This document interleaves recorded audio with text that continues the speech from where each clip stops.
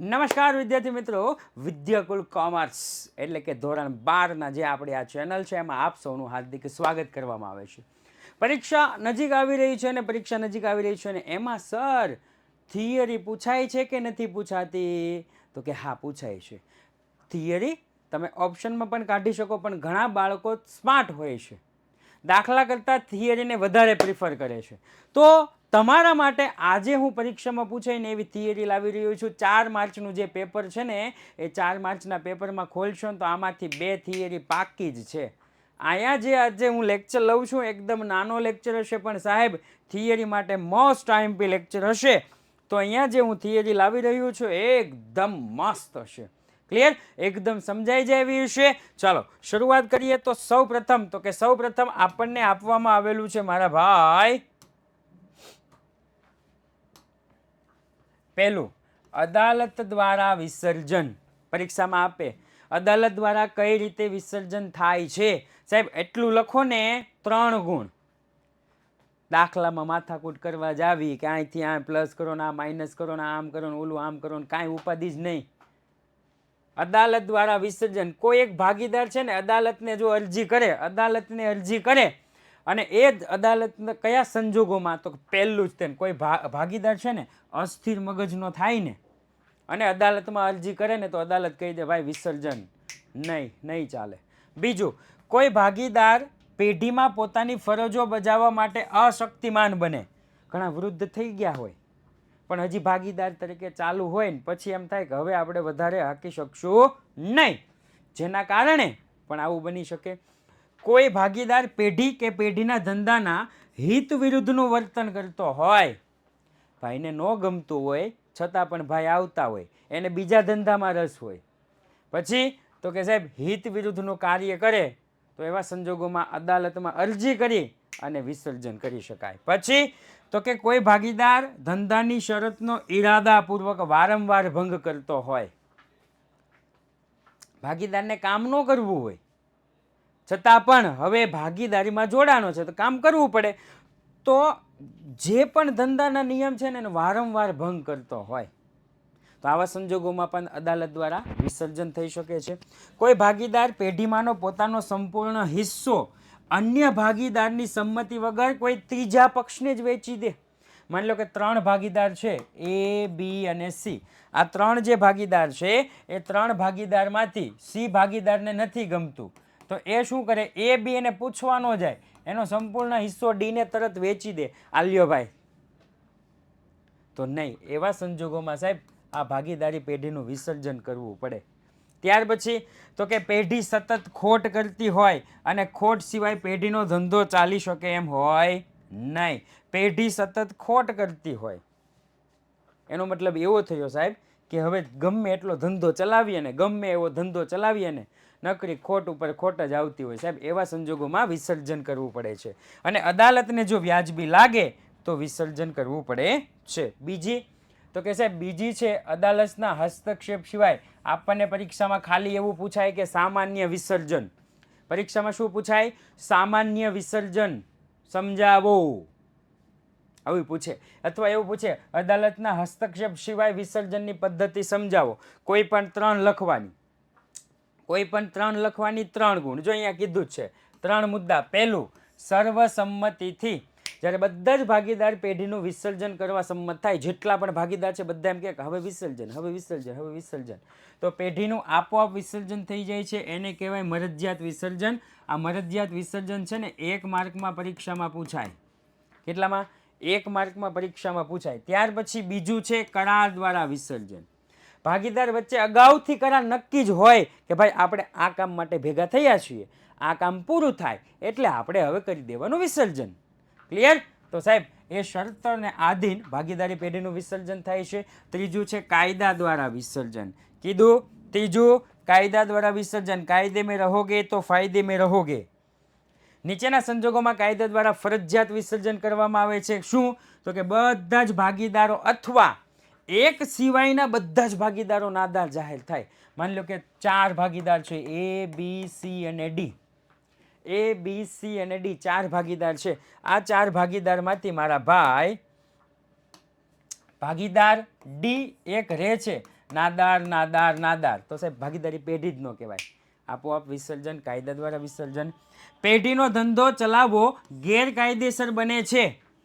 જ્યારે ધંધો શરૂ કરો ત્યારે કાયદેસર ન હોય, બંધ કરો તો ચાલુ હોય ને ચાલુમાં જ અચાનક ગેરકાયદેસર થઈ જાય કે હવે આનું ઉત્પાદન કરવું ગેરકાયદેસર કહેવાશે. પેઢીનું વિસર્જન થઈ જાય.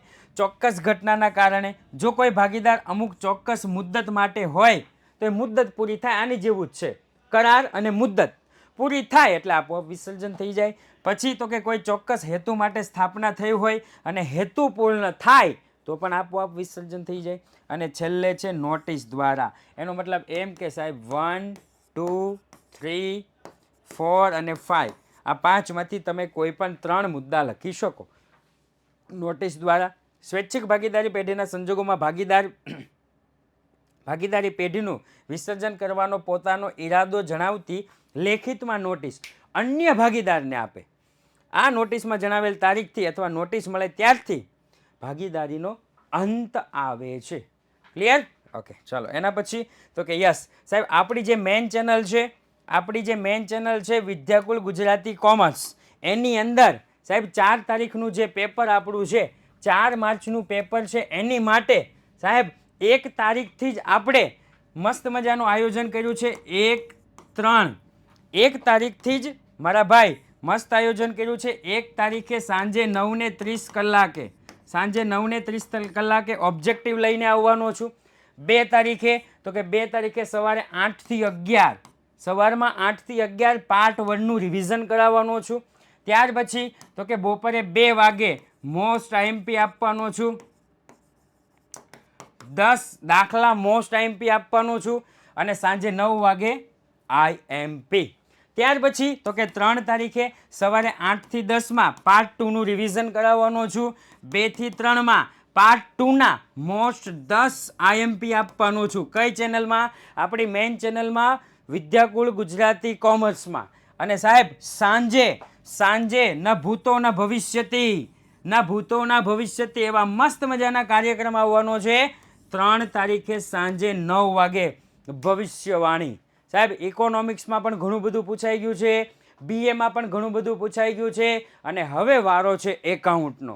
ભવિષ્યવાણી અને જે દિવસે પેપર છે ત્યારે સવારે 4 વાગે સૂર્યોદય. ક્લિયર? કઈ ચેનલ?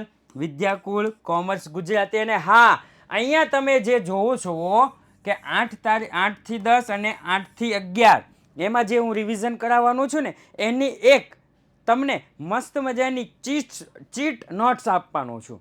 સાહેબ આ તો અમે પહેલી વખત સાંભળ્યું. એ શેમાં મળશે? તો એ મળશે વોટ્સઅપ ચેનલમાં. યુથ વિદ્યાકુલ લખશો ને, અહીંયા જો વિદ્યાકુલ છે આગળ યુથ લખી નાખજો. યુથ વિદ્યાકુલ, બસ પછી આ ગુજરાતી નહીં. યુથ વિદ્યાકુલ નામની આપણી વોટ્સઅપ ચેનલ છે, એમાં જોઈન્ટ થઈ જાયજો સાહેબ. હજી ન થયા હોય તો એમાં ઇકોનોમિક્સની પણ નોટ્સ આવી ગઈ છે, બીએની પણ નોટ્સ આવી ગઈ છે અને સાહેબ એકાઉન્ટની પણ નોટ્સ આવી ગઈ.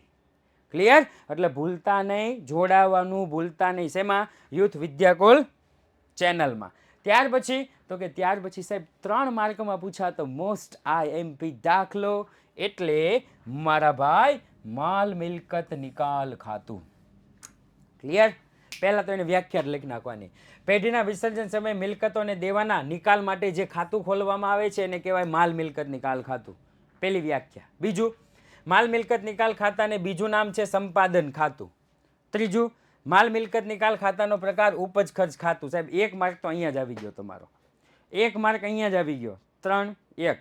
પછી તો કે પછી ખાતા બંધ કરવાના. મિલકતોના ખાતા બંધ કરી માલ મિલકત નિકાલ ખાતાની ઉધાર બાજુ અને દેવાના ખાતા બંધ કરી માલ મિલકત નિકાલ ખાતાની જમા બાજુ લઈ જવામાં આવે. સિમ્પલ જ છે. સરે શીખવાડેલું છે કે મિલકતોના ખાતા માલ મિલકત નિકાલ ઉધાર, દેવાના ખાતા માલ મિલકત નિકાલ જમા. મિલકતનો નિકાલ માલ મિલકત નિકાલ ખાતાની જમા બાજુ અને દેવાની ચૂકવણી માલ મિલકત નિકાલ ખાતાની ઉધાર બાજુ. પાછું ક્રોસ કરવાનું. અહીંયા મિલકત હતી તો જમા, અહીંયા દેવું હતું તો ઉધાર. પછી તો કે ખર્ચા માલ મિલકત નિકાલ ખાતાની ઉધાર બાજુ, આવક માલ મિલકત નિકાલ ખાતાની જમા બાજુ. એટલે એને ઉપજ ખર્ચ કહેવાય. માલ મિલકત નિકાલ ખાતાને કે ખર્ચા ઉધાર બાજુ, આવક જમા બાજુ. ત્યાર પછી નફો માલ મિલકત નિકાલ ખાતાની ઉધાર બાજુ, ખોટ માલ મિલકત નિકાલ ખાતાની જમા બાજુ. સાહેબ 3માંથી 1 ફરજિયાત છે. અને લાસ્ટ મોસ્ટ આઈએમપી, શેર અને ડિબેન્ચર વચ્ચેનો તફાવત. આ બધી જ 3 ગુણમાં છે. કેટલામાં? 3 ગુણમાં છે ભાઈ. 3 મુદ્દા લખો 3 ગુણ મળશે. 3 મુદ્દા લખો 3 ગુણ મળવાના છે. સાહેબ સૌપ્રથમ શેર કંપનીની માલિકીની મૂડી છે અને ડિબેન્ચર ઉછીની મૂડી છે. એકદમ સિમ્પલ છે. જોજો, શેર બહાર પાડવું કંપની માટે ફરજિયાત છે. ડિબેન્ચર બહાર ન પાડે તો પણ ચાલે. શેર હોલ્ડરને કંપનીનો નફાનો ભાગ એટલે કે ડિવિડન્ડ મળે છે અને ડિબેન્ચર હોલ્ડરને શું મળે? વ્યાજ મળે. સાહેબ 3 થઈ ગયા. 3 ગુણ. 1 2 3 લ્યો, પતી ગયું. છે ને સ્માર્ટ વર્ક. સાહેબ આને સ્માર્ટ વર્ક કહેવાય. આ તમે ખાલી 5 મુદ્દા કરીને જાઓ ને, 5 મુદ્દા, તો એમાંથી 3 લખી શકો. 5 લખો તોય 3 ગુણ જ આવે, 3 લખો તોય 3 ગુણ જ આવે. પણ આપણે 4 થી 5 લખવાના. શેર હોલ્ડર કંપનીના માલિકો છે, ડિબેન્ચર હોલ્ડર કંપનીના લેણદાર છે. લ્યો, ક્લિયર? કંપનીને નફો થાય તો જ શેર હોલ્ડરને ડિવિડન્ડ મળે. નફો થાય તો જ. સાહેબ કંપની નફો થાય કે ન થાય, ડિબેન્ચર હોલ્ડરને વ્યાજ આપવું પડે એટલે આપવું જ પડે. ત્યાર પછી તો કે કંપની ધારા 2013 મુજબ શેર વટાવથી બહાર પાડી શકાતા નથી. આ તો દાખલામાં આવે છે. અને સાહેબ ડિબેન્ચર વટાવથી બહાર પાડી શકાય છે. ક્લિયર? કોઈ નિયંત્રણ નથી. શેર મૂડી મેળવવા માટે કંપનીએ મિલકતો ગીરવે મૂકવી પડતી નથી, કારણ કે માલિકીની મૂડી છે. માલિક મિલકત ગીરવે ન મૂકે. જ્યારે ઉછીની મૂડી લેવા જાવ તો ગીરવે મૂકવી પડે છે. સાહેબ એટલું પાકું કરી નાખો. એકદમ સિમ્પલ છે. એકદમ કેવા છે? સિમ્પલ છે. રાઈટ? એટલે આ યાદ રાખજો. રેડી? મળીશું કોઈ એક નવા વિડીયોમાં નવા ટોપિક સાથે. સાહેબ આ જે 12 કોમર્સની જે ચેનલ છે ને, એમાં જે પણ વિડીયો આવવાના છે બેસ્ટ આવવાના છે. આની કરતાં બેસ્ટ વિદ્યાકુલ ગુજરાતી કોમર્સ પણ આવવાના છે. એને પણ સબસ્ક્રાઈબ કરવાનું ભૂલતા નહીં. જય હિન્દ, જય ભારત.